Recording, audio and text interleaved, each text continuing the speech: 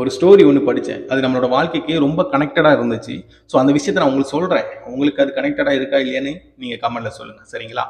ஒரு தவளைய கொதிக்கிற தண்ணீரை தூக்கி நம்ம போடும்போது, அது சூடு தாங்காம டக்குன்னு வெளியே ஜம்ப் பண்ணிடும் தன்னோட உயிரை காப்பாற்றிக்கிறதுக்கு.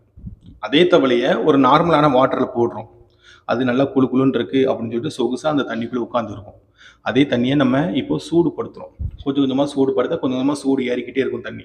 தவளை என்ன நினைக்கும்னா, ஆஹா நல்லா எதமாக இருக்குது சுகமாக இருக்குது அப்படின்னு நினச்சிக்கிட்டே இருக்கும். ஒரு கட்டத்தில் தண்ணி கொதிக்க ஆரம்பிக்கும் போது தவளை இங்கே செத்து போயிடும். அதால் வெளியே ஜம்ப் பண்ண முடியாமல் செத்து போயிடும். இது எதுக்காக சொல்கிறேன்னா, 12ஆம் வகுப்பு நீங்கள் முடிச்சிருப்பீங்க. காலேஜ் முடிச்சு ஒரு கம்பெனிக்கு வேலைக்கு போயிடுவீங்க. முதல்ல ஒரு ரூ. 10,000 இல்லை ரூ. 20,000 கம்பெனிக்கு ஒரு சம்பளத்தில் இனிஷியலாக வேலைக்கு போவீங்க.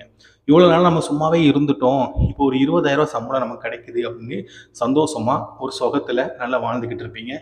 ஸோ அன்னைக்கு ரூ. 20,000 உங்களுக்கு என்னென்ன திங்ஸ் வாங்குவீங்களோ அதை வாங்கி சந்தோஷமாக இருப்பீங்க. கரெக்டுங்களா? ஸோ வருஷம் போக போக வெளியில் விலைவாசி ஏறிக்கிட்டே இருக்கும். அது நமக்கு தெரியாது. எப்படி தண்ணி சூடாகிக்கிட்டே இருக்குமோ அதே மாதிரி வெளியில் விலைவாசி ஏறிக்கிட்டே இருக்கும். ஆனால் நம்ம சம்பளம் அப்படியே 20,000 20,000 தான் இருக்கும் 5 வருஷம் 10 வருஷத்துக்கு. கடைசியாக வெளியில் நீங்கள் ஒரு காலத்தில் நம்ம ஸ்டார்டிங்கில் ஒரு ரூ. 100 வச்சு ஒரு சிக்கன் பிரியாணி உங்களால் வாங்க முடியும்னா 5 வருஷம் கழிச்சு அதே சிக்கன் பிரியாணி ரூ. 100 இருக்காது, 200 மாறிடும். ஆனால் நம்ம சம்பளம் அதே 20,000 தான் இருக்கும். இது எதுக்காக சொல்கிறேன்னா, ஒரு இடத்துக்கு நீங்கள் போகிறீங்க, இனிஷியலாக ஒரு 20,000 சம்பளம். ஏன்னா இத்தனை நாள் நீங்கள் சும்மாவே இருந்ததுக்கு 20,000 வந்து உங்களுக்கு பெட்டராக தான் இருக்கும், நல்ல சுகமாக தான் இருக்கும்.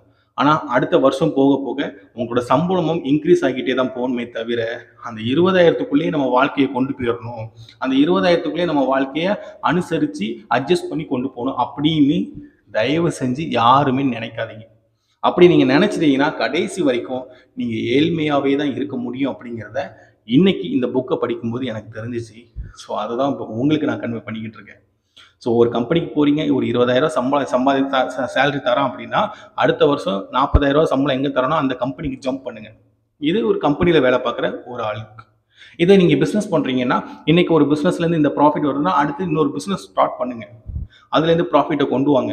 ஸோ அப்படியே தான் உங்கள் வாழ்க்கையை வந்து டே பை டே நீங்கள் க்ரோ பண்ணிக்கிட்டே போயிட்டே இருக்கணுமே தவிர, ஒரு ஃபிக்ஸடாக ஒரு 50,000 சம்பளம் வந்துக்கிட்டு இருக்கு, அந்த 50,000த்துக்குள்ளே நம்ம வாழ்க்கையை கொண்டு போவோமே அப்படின்னு மட்டும் தயவு செஞ்சு நினைக்க வேண்டாம். அப்படிங்கிறது இந்த ஒரு புக்கில் நான் படித்த ஒரு ஸ்டோரியோட மெயின் மாரல். ஸோ அதை தான் இப்போ உங்களுக்கு நான் கன்வே பண்ணுறேன். ஸோ மேபி நிறைய பேருக்கு இது கனெக்டடாக இருக்கலாம். ஸோ எப்படி இருந்துச்சு அப்படிங்கிற உங்களோட கருத்துக்களை நீங்கள் கமெண்ட் பாக்ஸில் பதிவு பண்ணுங்கள். தேங்க்யூ.